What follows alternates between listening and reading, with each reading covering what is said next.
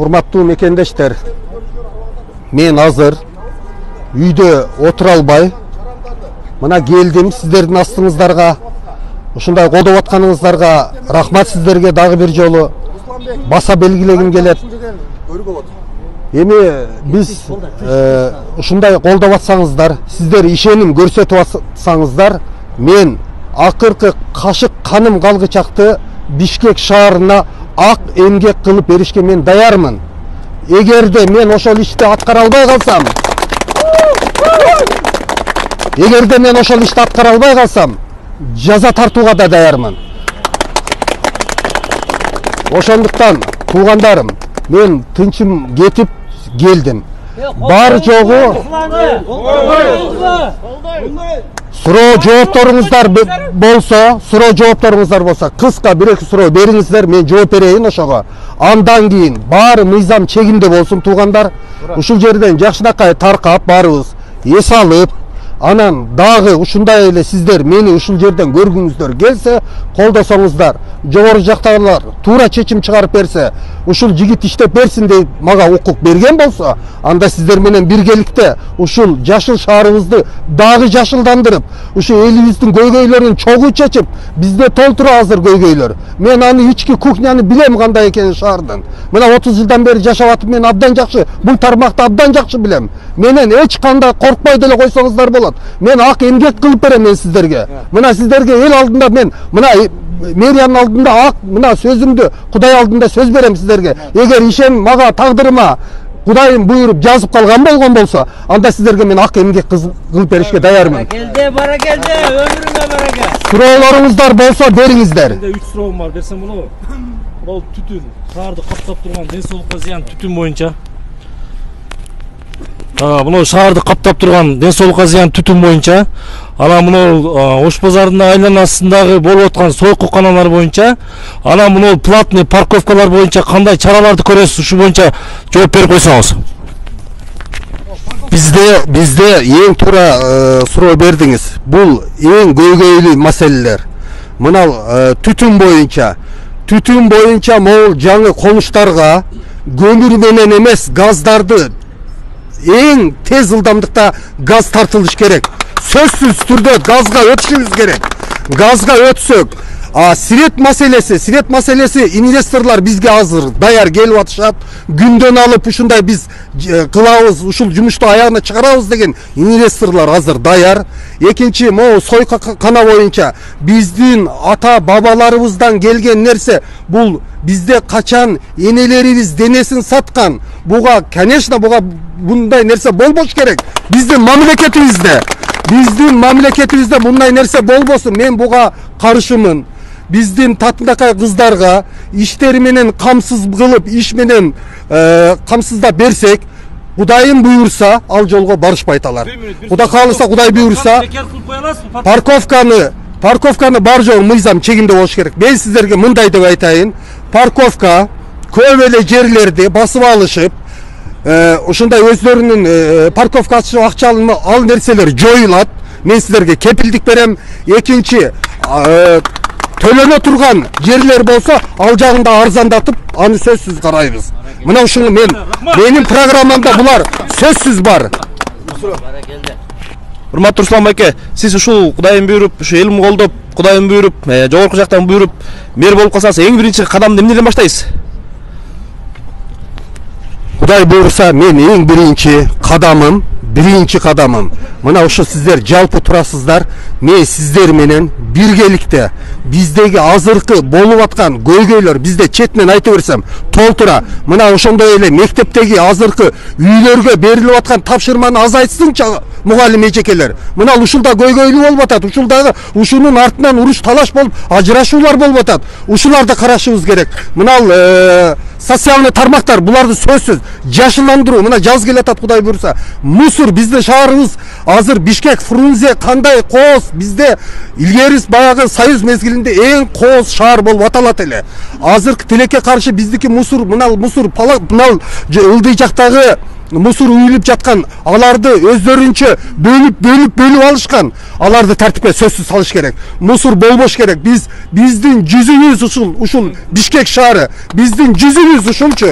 Ушул тазалыкты кармашыбыз керек сөзсүз түрдө. Жапар Садыркожоевдин түз эфирде дагы бир суроо берсем болобу? Сиз мына Борбор калаада канча жылдан бери жашап, жана сиздин ата энеңиз кичим экениңиз кайсы жактан, ошол жөнүндө дагы баса белгилеп айтып берсеңиз. Борбор калаада канча жылдан берисиз? Мен Борбор калаада буюрса 24 жыл болду жашаганыма. Мен бул Бишкек шаарды абдан жакшы көрөм, абдан сүйөм, мындай айтайын. Мен дагы бир жолу баса белгилеп кетким келет. Эгер тагдырыма жазып, ушул жумуш мага насип кылган болсо, мен сиздерге ак эмгек, акыркы кашык каным калгычакты ак эмгек кылып беришке мен ар дайым даярмын. Ар дайым даярмын. Дагы бир биздин өлкөбүз 95% мусулман, сиздин намазыңыз барбы? Мен Кудай алдында мен өзү ачык айтайын, ажымын. Бул ажы, мен намазым бар. 5 убак намазым бар. Алхамдулилlah. Assalamu alaikum Ruslan Mırza. Men sizge bir soru bereyim. Sizi patriot, çınıgı, elin jeri süygen insan katары tanıyım. Oşonduktan bir soru bereyim. Şu Kırgızstandagı azırkı свет маселеси 700 киловатт болгон тарифти өлкө башчысына эркиңиз жете ушу тарифти өзгөртүүгө аракет жасай аласызбы? Ушул жерге келип, менин алдына Бул маселени өлкө башчыбыз өзү айткан. Өзү сөзсүз каралып атат. Будан кыжалат болбоңуздар. Бизде сунуштар болгон. Биринчи 700 киловатт берилсин, андан кийин 700дөн ашып кеткенден кийин өзүнүн немеси менен төлөнсүн деген болчу.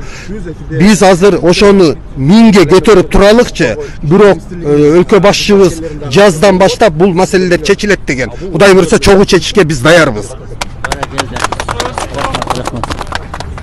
Руслан Майка, ассаламу алейкум. Могу чекеде басып алган жерлер бар го, жаңы конуштар.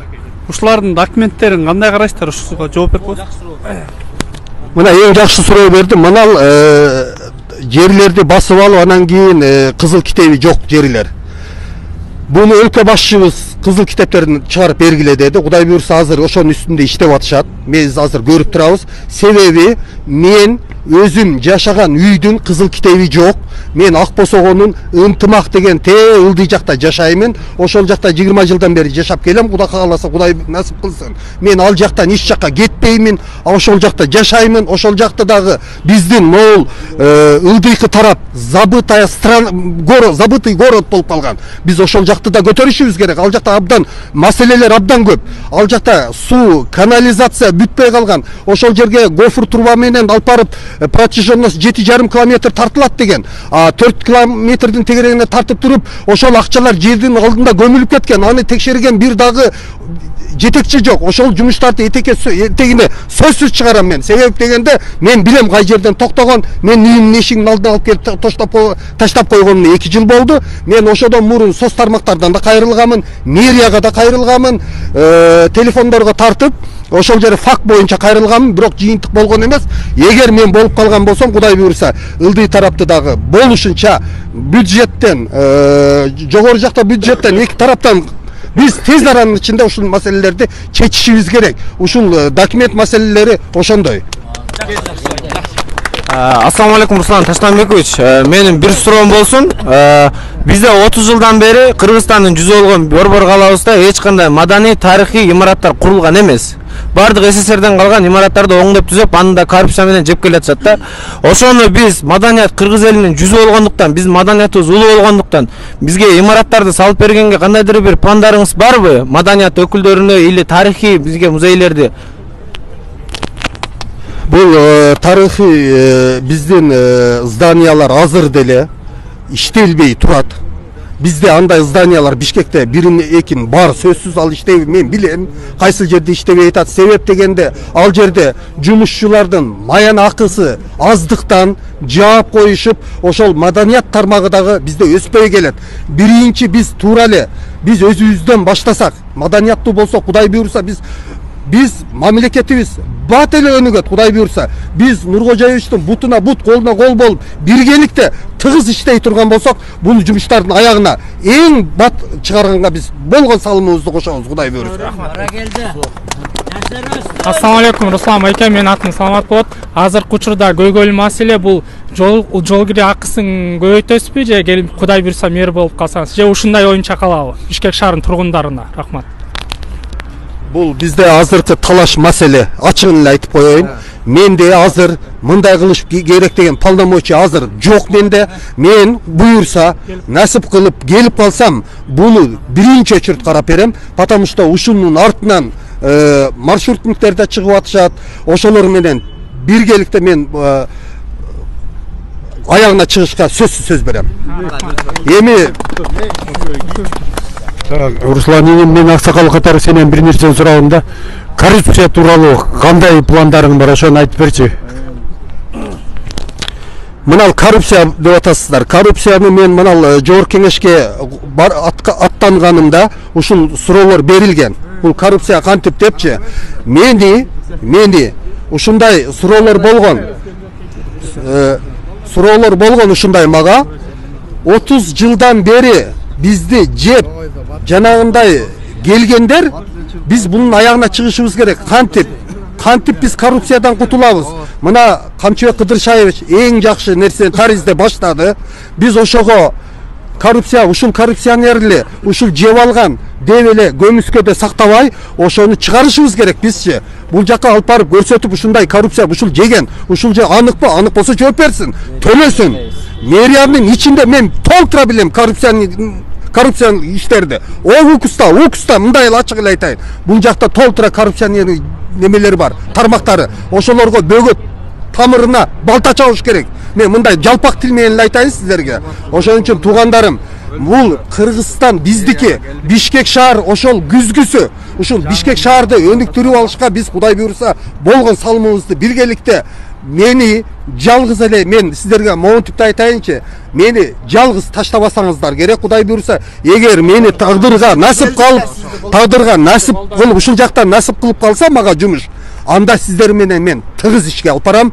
Сиздер менен жума сайын чогулуп кандай иштерди алып барабыз, кайсы иштерди аягына чыгарабыз деп мен сиздер менен толук тыгыз иштешке даярмын мен.